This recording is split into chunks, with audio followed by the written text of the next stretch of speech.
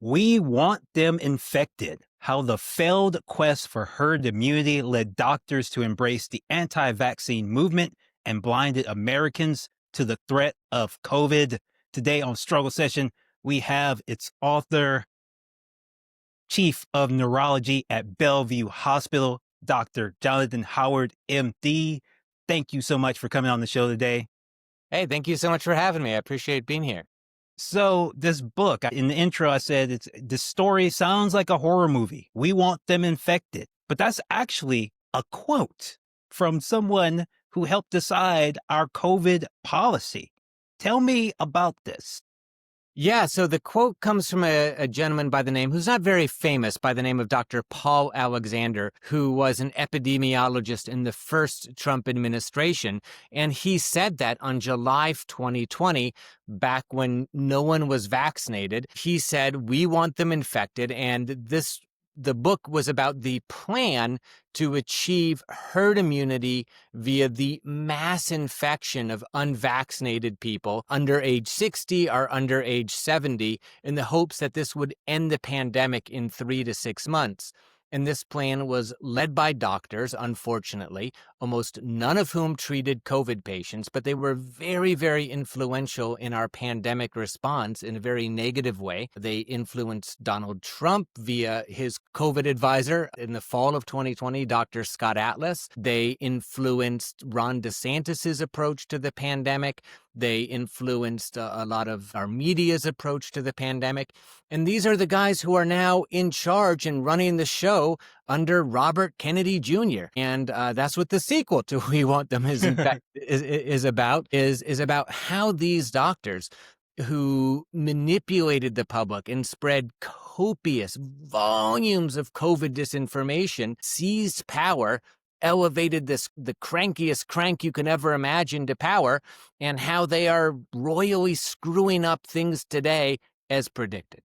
Now, we can't dive into this because, unfortunately, as you said, a lot of what they believed has blinded most Americans. Most people believe now these views about viruses and vaccines that used to be fringe beliefs, but now you can find people on from the left to the right and everywhere in between believing these deals and taking them on faith and making life and death decisions based on these ideas. So first, let's break down what is herd immunity and why is this a thing that could not and did not and could not have happened with coronavirus.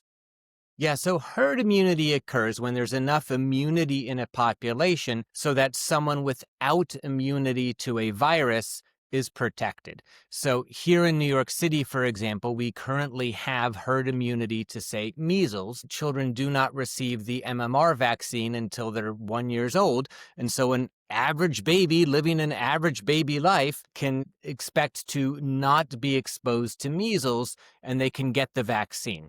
So in order to achieve herd immunity, first of all, you need a vaccine. Humanity has never achieved herd immunity to a virus through natural infection alone, primarily because babies are not born without natural immunity. So that is one requirement. And the reason that we don't have it to COVID is because immunity doesn't last, or the virus mutates around immunity. So we are probably never going to have herd immunity to COVID, unfortunately, unless scientists are able to come up with a better vaccine, which isn't going to happen because Kennedy is killing vaccine research. Yes, so that's the big problem is like all of these things sound good and we wanted them to happen, right? Have been doing some research. I've been watching some clips. I was watching on MSNBC, the kind of smart guy, Chris, what's his name? He was Hayes? talking to Hayes, yeah. Yep. He was talking to Dr. Fauci, and he was talking to Dr. Fauci specifically about the vaccine. And even though Chris Hayes kind of kept raising, like, yeah, but this seems like a great vaccine, but there still is a possibility that there are breakthrough cases. It's only 95% effective. Are you still saying that it's safe for us to go out indoors unmasked? And Fauci kind of talks him into it throughout if you watch the video, you'll come up with the impression that the vaccine is the good thing to get behind. I think we all remember the cultural push behind saying being pro-vaccine, and nothing wrong with that. But you've mentioned how saying that overstating how effective the vaccine is has actually increased the anti-vaccine beliefs. Can you break that down and how overstating, how effective the vaccine has been would be for coronavirus actually hurt the entire movement, and that's part of why we have such dismal vaccination rates now, and still a lot of countries, you can't get vaccinated anyway. Yeah. So, first of all, to me, being pro vaccine just means being completely honest about vaccines. That no vaccine is 100% perfect and no vaccine has zero side effects. So, to me, being pro vaccine is being honest. Now, if we flash back to basically 4 years, 5 years ago now, almost, when the first vaccine data was released, the COVID vaccines seemed to be these near perfect, miraculous things. And I still think that they are the greatest scientific achievement of my lifetime. And they prevented millions of deaths and an incredible amount of suffering. And I still recommend them for myself and all my patients at least once a year. But they were not as good as we had first hoped. And I think you said this number 95%. That's the very first randomized controlled trials showed that they were 95% effective at stopping COVID and, you know, almost perfect at preventing severe outcomes from COVID, hospitalization and death. But when the vaccines first came out, this was all brand new. It was a new technology. These were new vaccines. The virus was just 1 year old. It had a lot of surprises in store for us. The Delta variant would arrive in the middle of 2021, and then the Omicron variant would arrive at the end of 2021. And I don't know what sort of variants we're at now. It's almost impossible to keep track. But you're absolutely right that a lot of people wildly oversold the vaccines at the very end of 2020 or at the very start of 2021, promising that they were going to end the pandemic, that they offered this perfect protection, that they completely eliminated transmission of the virus. I was able to dig up an old tweet of mine, not that anyone was listening to me at the time, from April 2021. I said something along the lines of, I'm very, very confident that the vaccines will block or limit transmission, but I'm not certain of it. So I still wear a mask in public and when I'm treating COVID. Now, it wasn't just Dr. Fauci who potentially overhyped vaccines at this time. It was a lot of our current medical establishment. The Yes. head of the FDA, Dr. Marty Makary, his right-hand man, Dr. Vinay Prasad, the head of the NIH, Dr. Jay Bhattacharya, all promised that vaccines made you bulletproof, that they eliminated severe disease, and that they would end the pandemic. And when that didn't turn out to be the case, they didn't go back and revisit their prior optimistic predictions. They started blaming everyone else and saying, this was the worst misinformation. And, people just lied to us and this sort of thing, neglecting the fact that those words came out of their mouth. Yes, and so we kinda jumped ahead because we were talking to, normal regular people, regular folks who maybe have some misconceptions about the vaccines, but let's talk about the freaks. Let's talk about the freaks and geeks. Let's talk about the Great Barrington Declaration, which, again, came before the vaccines, correct? Yep. Before we had vaccines. So what was that statement, and who are some of the people who signed it? I believe you already mentioned some. Yeah. So the Great Barrington Declaration was a document that was signed on October 4th, 2020, and it gets its name because it was signed at Great Barrington, Massachusetts. And it's a very short one-page document. I've heard it described correctly, basically as an online petition, which is really all that it was. And it was written by 3 people with credentials, 2 of whom now have prominent positions in the Trump administration. The one foreigner was Sunitra Gupta, an epidemiologist at Oxford, and then 2 Americans, Dr. Jay Bhattacharya, who is currently the head of the National Institute for Health, and Dr. Martin Kulldorff, who was a vaccine expert at Harvard at the time, who now heads the ACIP, the Advisory Committee on Immunization Practices. And none of these doctors treated COVID patients, so they had no idea what the virus could do with their own eyes. And essentially, they claimed that the best way to get rid of the virus was to spread the virus. They claimed that if only we removed all mitigation measures and everyone under age 60 or maybe even age 70, they kind of gave that age, the age at which COVID became dangerous, contracted COVID within a few months' time, herd immunity would arrive. If we could just magically seal vulnerable people in a protective bubble during that time, they kind of dichotomize people into vulnerable or not vulnerable, like you're pregnant or you're not pregnant. You can't be kind of halfway pregnant, but they treated COVID like that. They claimed that either COVID killed you or you had permanent immunity.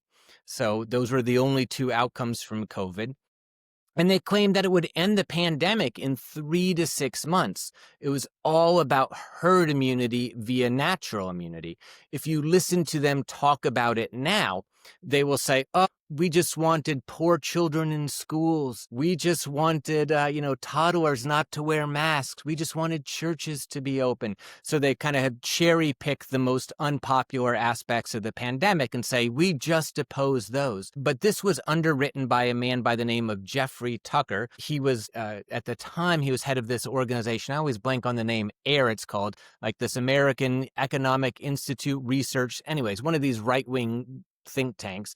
And he is a proud child labor advocate. In 2016, he wrote this article called Let the Kids Work, which is exactly what it sounds like, which is if we just let kids drop out of public school, they could work at Walmart and they could work at Chick-fil-A. Those are the examples that he gave, and they could have these sort of wonderful jobs. So all of the people who claim to just care about poor children in school were happy partnering with a child labor advocate, and they still are happy working for him. And they claim that, again, that this could have ended the pandemic in 3 to 6 months. So what these guys actually did is they spent the pandemic, which is, the virus is still here. It's not over. So if I speak about it in the past tense, just forgive me. It's a linguistic thing. But they spent the pandemic, doing what I'm doing now, making a podcast saying we should just protect the vulnerable. And as if it was all it took to protect the vulnerable was just say those words. They didn't actually have a plan to do this. If you read the frequently asked questions page of the Great Barrington Declaration, their plan to protect older people living at home for 3 to 6 months was 4 sentences long. And now that these guys have actual power for the first time, they're totally incompetent. So this guy, Martin Kulldorff, who now heads the ACIP, as I said, this Advisory Committee on Immunization Practices, they've held 1 meeting so far, and it was a disaster. The members didn't even know what they were voting on. They took these sort of contradictory votes. So these guys who got famous by speaking about themselves in the hypothetical sense, they listed all these amazing, wonderful, incredible things that they would have done. Now that they're in power, are just totally incompetent. Our Jay Bhattacharya, the head of the National Institute of Health, things are falling apart there under his leadership. And he seems to spend most of his time making podcasts trying to relitigate 2020 and claiming that he was right. Yeah, it's so bizarre that all the relitigation I've seen about COVID, the books that have come out that have gotten on prominent shows and podcasts are about how we did too much, how we went too far. Essentially, how the Great Barrington Declaration was right, in spite of the fact that the pandemic is ongoing and none of these people considered the long-term effects of COVID on the human body. And I just want to state, I wish I knew who said this, but somebody pointed out, like, at no point in the history of public health was it decided that humans should be deliberately exposed to a novel pathogen for immunity. That has never, ever happened before. Yeah, I've given this some thought, and I think, when is it ethical to expose people to a virus? So, for example, my mom made me get chickenpox back in the day, and I don't think that she was necessarily evil. I think there's 4 circumstances. Number 1, this can't be a virus that you can dodge your life. In other words, everyone is going to be exposed to chickenpox at some point. That's number 1. Number 2, it is dangerous when you are a child than an adult. So both of those things are true for COVID, and both of those are true for chickenpox. Then there's 2 things that are And I guess the third thing is that one infection leads to permanent immunity. That is true for chickenpox. That is not true for COVID. And the fourth thing is that there should be no vaccine against it. So when my mom exposed me to chickenpox in the 70s or 80s, there was no vaccine against it. That didn't happen until 1995. My kids were vaccinated against the chickenpox. But this idea of using children as human shields to theoretically protect more vulnerable adults is exactly like you said. It's a moral atrocity, in my opinion, and it became even more so once a vaccine came out. Again, not that the vaccine is perfect, but it is much safer than the virus for children. But these guys, they objected to mitigation measures, not because they thought they didn't slow the virus. They objected to mitigation measures precisely because they knew that's what they did. So they said that any attempts to limit COVID just postponed the inevitable. And there's some truth to that in that very few people have had zero COVID infections at this time. But there's a big advantage to postponing the inevitable in that someone who contracted COVID when my hospital was overwhelmed in the spring of 2020 was in great danger of dying, and someone who contracted it a year later, having received 2 doses of the vaccines, when hospitals were not overwhelmed, we had a little bit better idea about how to treat the disease, had a much better chance of surviving. And of course, death is not the only bad outcome, as you know, and we need to be humble about the potential for long-term consequences of these viruses. A number of viruses can have consequences years later. Speaking of chickenpox, it can reactivate as shingles, or measles can cause something called subacute sclerosing panencephalitis. And certain diseases like dementia seem to be actually partially triggered by chickenpox infections, for example. So, what is going to be the effect of 10 COVID infections by the time a child is 20? Well, we'll find out, unfortunately. That's the thing. It's like, it's bad enough to say, let everyone catch it once. But at no point have we pumped the brakes on it and said, okay, it's very bad to keep reinfecting and reinfecting. I've been watching documentaries about the AIDS crisis and the doctors who were studying it then. And some of the things that they didn't understand, like early on, they did not understand that the virus lingered in the body for years, up to a decade before people got sick.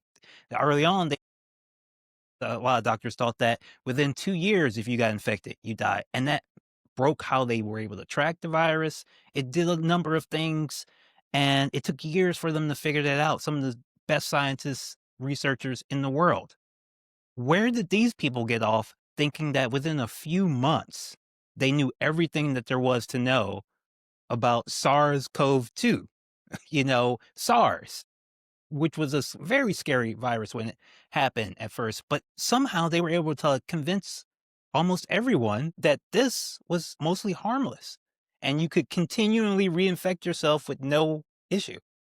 Yeah, well, the one thing is they thought that one infection led to permanent immunity. Yes. I shouldn't say they thought that. They just assumed that.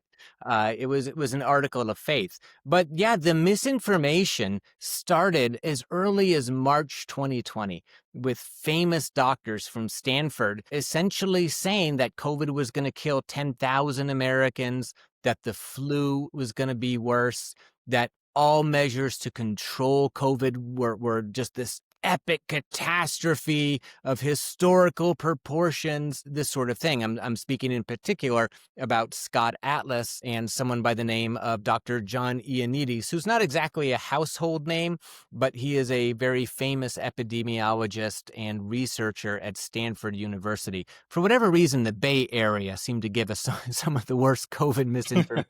Maybe because the Bay Area was not particularly hit hard.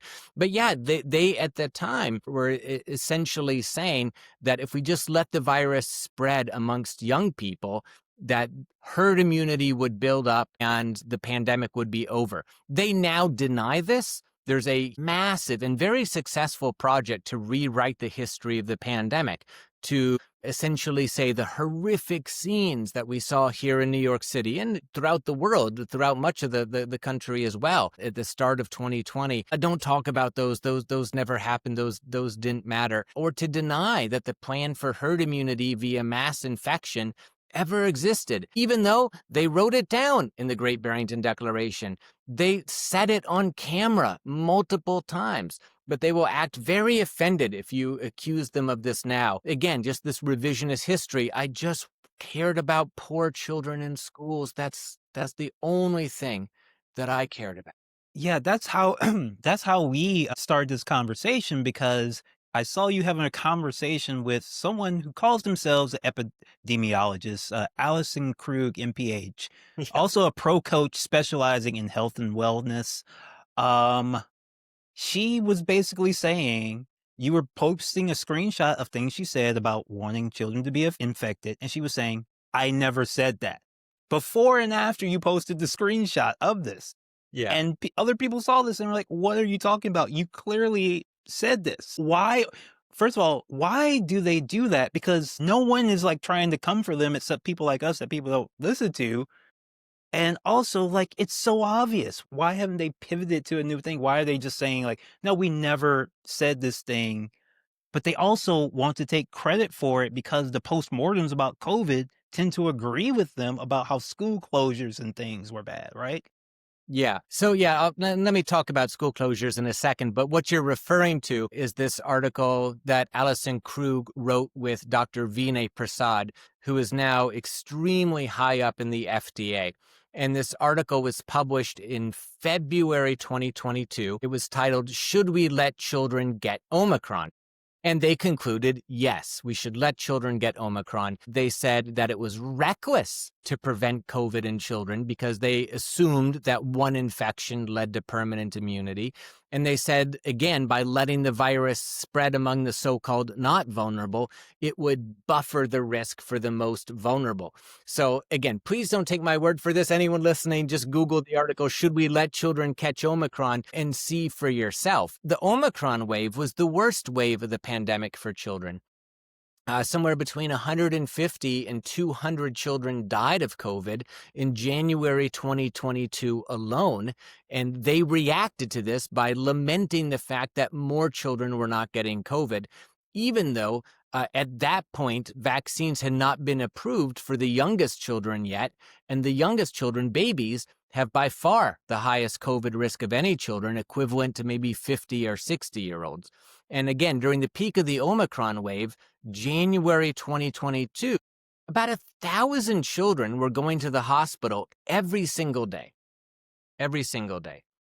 Now, you mentioned school closures because this is one part of the pandemic that I think has been subject to the most revisionist history.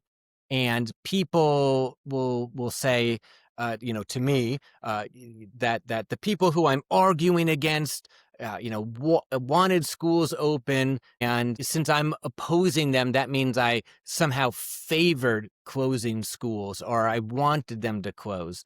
And I've come to realize that that's a manipulative way of framing the issue, because I think it's better to say, when Jay Bhattacharya says he would have opened schools, or Vinay Prasad says he would have opened schools, a better response is to say, no, you wouldn't have.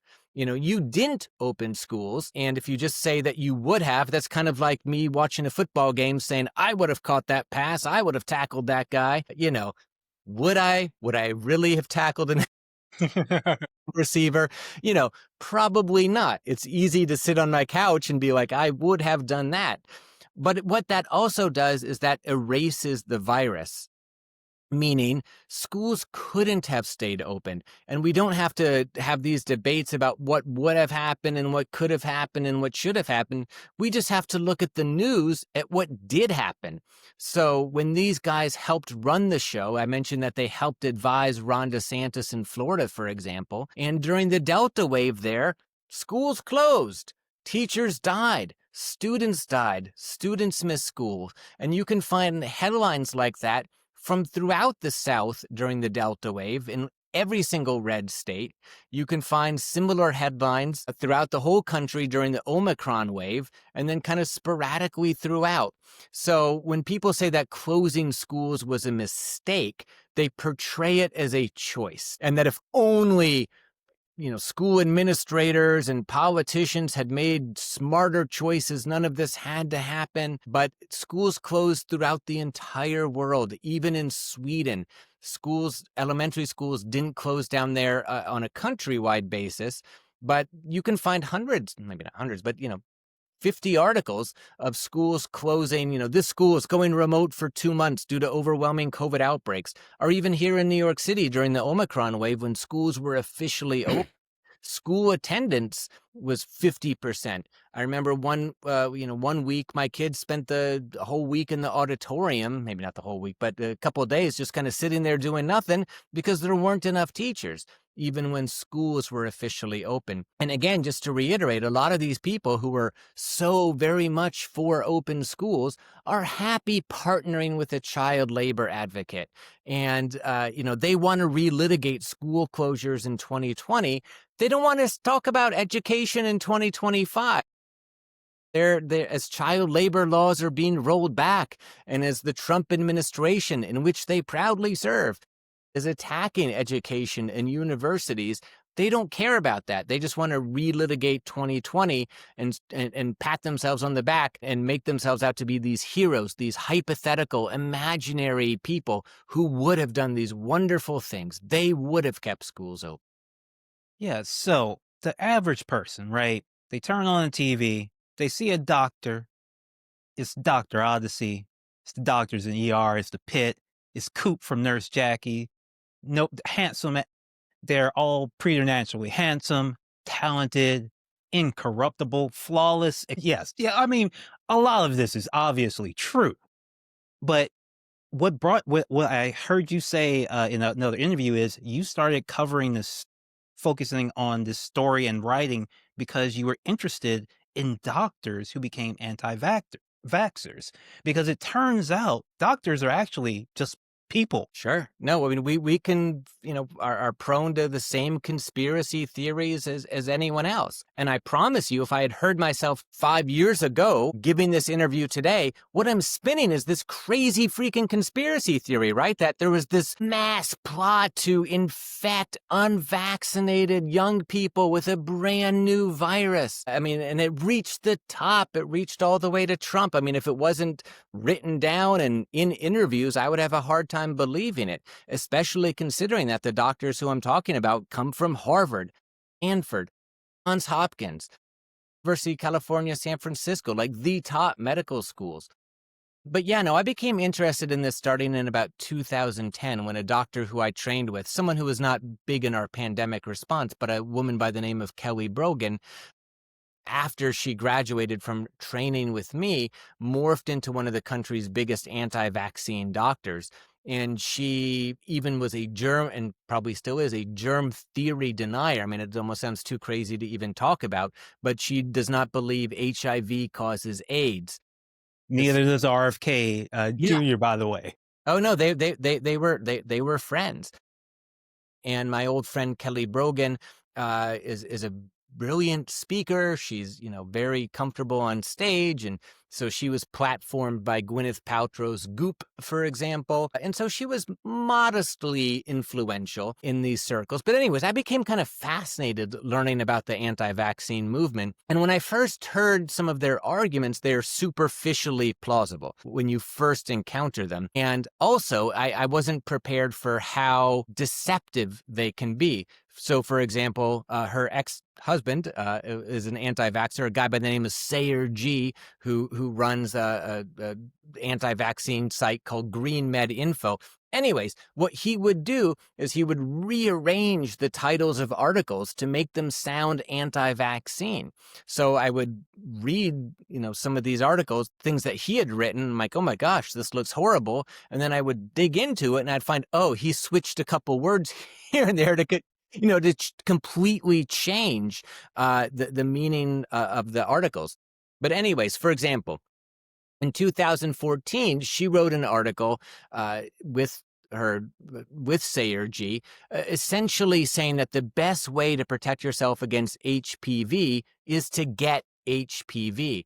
HPV, of course, being a virus that can cause a variety of cancers, mostly cervical cancer, but also throat cancer, penis cancer, this sort of thing. And the HPV vaccine has essentially wiped out cervical cancer in a number of countries. So it's a true miracle. But it was this idea that the best way to gain immunity to a virus is to expose yourself to the virus, which is kind of like saying, the best way to avoid getting robbed is to give away all your money, or the best way to, the best form of birth control is pregnancy. I mean, it kind of works, but it also kind of defeats the purpose.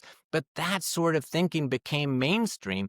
And these doctors, who are now, again, in charge of things, became cheerleaders for the virus. Dr. Marty Makary, the head of the FDA, repeatedly spoke on the power of natural immunity. Dr. Martin Kulldorff, who I've referenced many times, he wrote articles calling natural immunity a triumph. So they made it seem like it was this wonderful, powerful, masculine, great, strong thing. And of course, natural immunity is very strong. It killed 1.2 million Americans and it disabled countless millions more. And it's not done yet. So they were right about the power of natural immunity, the power to hurt people. Yeah. And, before we go, can you give me a preview about your next book? Because every good horror movie needs a sequel. Yeah, so unfortunately, I did have to write a sequel to We Want Them Infected, and this book is called Everyone Else is Lying to You, and it's about how these guys seized power. Again, if you had told me in 2020, a pandemic is going to kill 1.2 million Americans, it's going to be the greatest mass death event in American history, a vaccine is going to arrive in record time and it's going to save, as we've discussed, not a perfect vaccine, but it's going to save millions of lives. You would think that the people who developed that vaccine would be heroes and people who lied about it would be villains. I mean, hundreds of thousands of Americans died because they refused a vaccine due to anti-vaccine disinformation. But that's obviously not what happened. Robert Kennedy seized power and he elevated these doctors along with him. And so the second book tells the story of how that happened, of how these guys have successfully rewritten the history of the pandemic, how they spread doubt, how they convinced the world that everyone except for them was lying, how they deluged the public on YouTube videos, on Twitter, on Fox News, in the Wall Street Journal, in the so-called liberal media, the Washington Post, the Atlantic, MSNBC, CNN, just with their messages of doubt and mistrust and anger and rage, the whole time posing as these neutral scientists, these upstanding doctors from Stanford and Harvard and UCSF.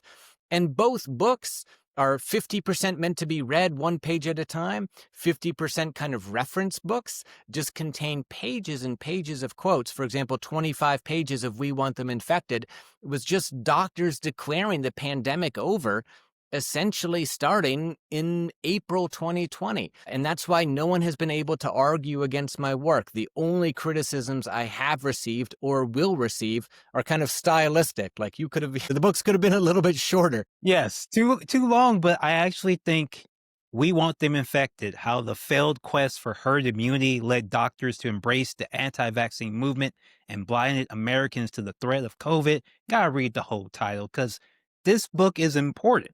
This book might go down, depending on how bad this COVID thing is, as one of the more important books, I don't know, in medical human history, because it's important to document these sort of things and no one else is doing it. And as we know, the internet actually does not last forever, as what we thought. A lot of this stuff is going to be washed away, deliberately so. So thank you for documenting it, keeping track of it. It's very important. John Howard, MD, thank you so much for coming on the show today. Where can people find you? Where can people find the book? And where should they look for the new book?